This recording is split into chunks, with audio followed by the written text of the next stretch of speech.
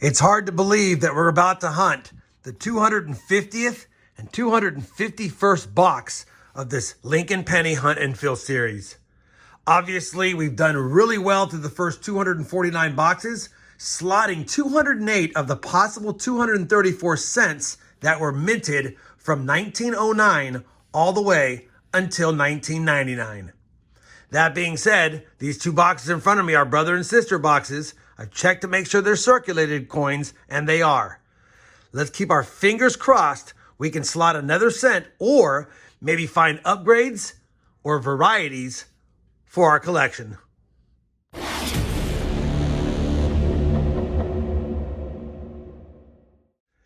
Hey everyone, it's RobFindsTreasure. Welcome back to my channel. Like I said in the intro, we have a 2-box penny hunt today, and I'm kind of excited about this 2-box hunt because at the conclusion of it, this will mark when we start the Canadian Hunt and Fill series I have planned as well. Now, we started after the 100th episode, keeping track of the Canadian cents we have found in the boxes ever since after the 186 box was hunted. So, at the conclusion of these 2 boxes, we'll have 65 boxes worth of Canadian cent finds. Now, obviously, we found other ones in the first 186 boxes, but I didn't keep them separated like I've done so since. So, we'll use that. The Canadian Hunt and Fill series will be next. We'll be 65 boxes in once I finish these 2. Stay tuned for that. I'm excited to get this series going. That being said, the task at hand is to find another cent for this book. And if not, like I said, maybe some varieties, upgrades, some cool finds, who knows? So after the hunt, we'll compare the finds to this book to see if we have any of those upgrades or additions. And of course, we'll add some more Canadian cents, hopefully from these boxes, to that bag. Let's go ahead and crack open this first box right away. Didn't look like it had any fancy enders on the bottom side through the holes, but it did look like it had some copper enders, and that's always a good sign. And matter of fact, definitely looks like we have a pretty good amount of copper coins in this box. So this could be a good copper box. We've actually done good with copper cents lately, and we've done decent in the last few hunts with wheat cents, but we haven't been able to find very many to slot, of course, because all the tough dates are left. You guys know the drill. We'll start hunting. As soon as I have a find in this first box, I'll be sure to bring it back in. Our first find is going to be a wheat cent. It comes in roll number 2, and it's almost at the end of the roll. It's pretty damaged. Hopefully that means it's old. And it's not going to be old. It's the second from the last year they minted them, in 1957 Denver. Roll number 6 is going to give us a miscellaneous find. I almost missed it because it wasn't that easy to see. We've got a counter strike here on this penny, 1971 Denver. Looks like it's going to be the Masonic symbol, or maybe the Freemason symbol. You can see it right there. The letter G in the middle looks like a compass. If I flip it around to the reverse, you can also see it's been pressed into the reverse of this coin as well. So kind of a cool find. I have found these before, and I do keep counter strike coins. It's not the best one I've seen, but still one that I'll hold on to. Anyway, I'll put it on top of the board and get back to the hunt. Roll number 7 is going to give us our first Canadian cent, and it's going to be an older one because it's got the laureate portrait, so we know it's 1964 or earlier. And that one's going to be a 1956. Could be one for the book. We don't know yet, but we'll know soon enough. 1 Canadian cent on the board, 7 rolls in. An eternity later. Well, we're already on roll number 36, and this box is ice cold for finds. We had that wheat cent earlier on, and that Mason's counterstruck penny earlier on as well.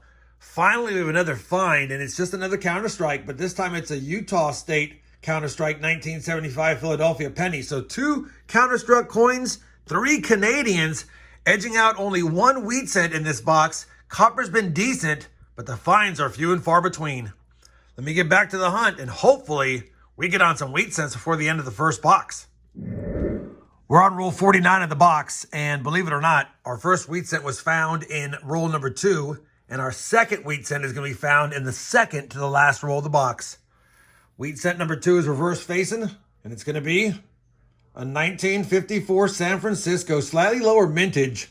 Not one we need, but at least it's an S-minted wheat cent nonetheless.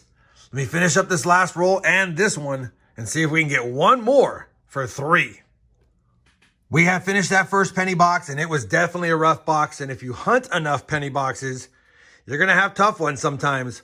Only 2 wheat cents, you saw them. Couple of counterstruck coins. We actually got 3 Canadians, so they're in the lead right now. And 4 1959s.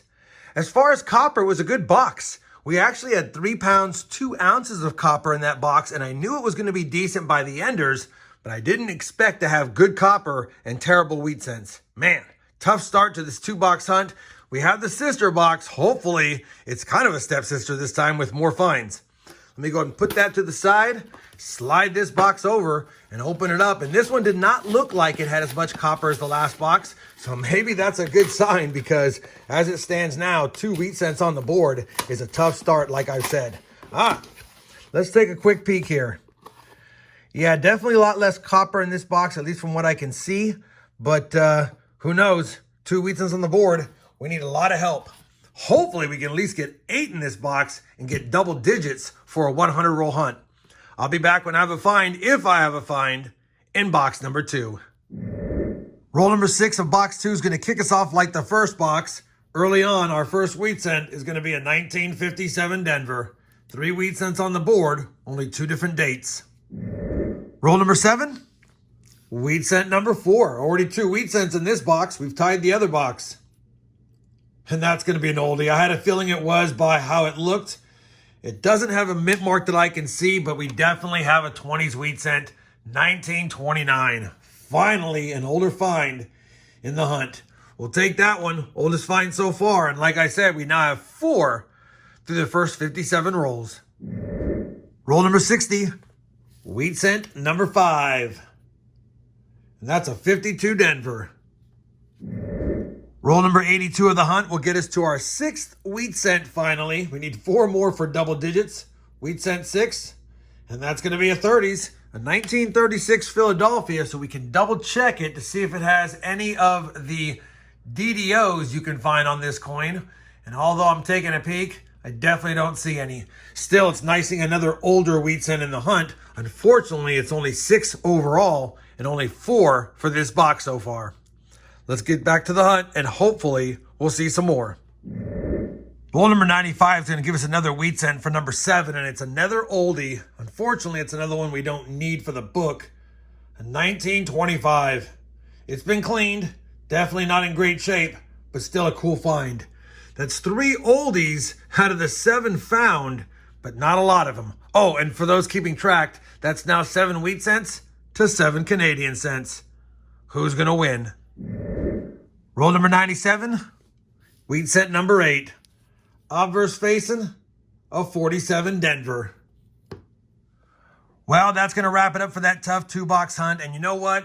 We only have 8 wheat cents, but at least we got 3 oldies. For the wheat cents, 2 in the 20s, a 25 and a 29, 1 in the 30s, a 1936, 1 in the 40s, a 47D, and 4 in the 50s, a 52D, a lower minted 1954S, and 2 57Ds. Of course, you saw the 2 counter strikes, a couple of decent copper cents. I don't think they'll upgrade, but I'm going to go hold on to them anyway. And then speaking of copper, we did end with 5 pounds and 4 ounces, so not bad as far as copper is concerned. Of course, most of it was found in box 1, but 5 pounds is still a good 2-box hunt.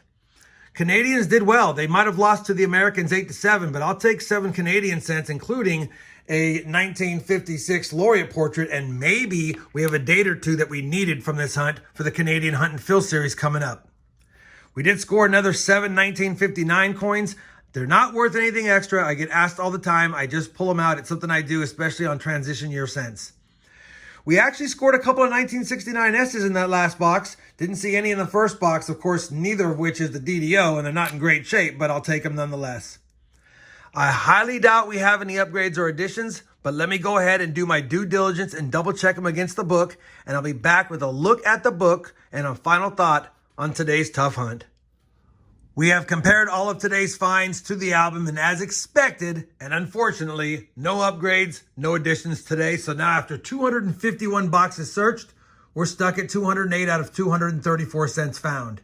I'll also say that we've now hunted 65 penny boxes since I announced the Canadian Hunt and Fill, and there's 115 spots in the Canadian Small Cents albums from 1920 all the way to 2012. These are brand new books. I already have a near complete set. I'm only missing 2 dates, the 1925 and the 1953 with the shoulder fold Canadian small cents. So I'll be double checking any upgrades or additions for this compared to my personal collection. But for now, we have that many to go through, and that's going to be a future series. 115 spots. We don't know where we're at yet till I do that. Hopefully we make some good progress on the next video. Like I said, it's definitely becoming a very tough hunt now with the Penny Hunt and Fill series, but I'm going to keep it going because a lot of you have said, Rob, just keep it going as long as you can, and maybe we'll just keep it going along side by side with the Canadian Hunt and Fill. For those wondering how I'm going to do it after the Canadian Hunt and Fill is after I hunt all the boxes going forward for this series, anything that we find that's a Canadian cent, we'll compare to that album as well, but I'll do a first separate video on it just to get it set up. Hopefully, despite the lack of additions and upgrades, you guys found this 2-box hunt enjoyable. I wish it was better for us today, but that's corner hunting. You never know how it's going to pan out until you go through the boxes. If you did, I'd appreciate that thumbs up. And as always, everyone, happy hunting, and thanks for watching.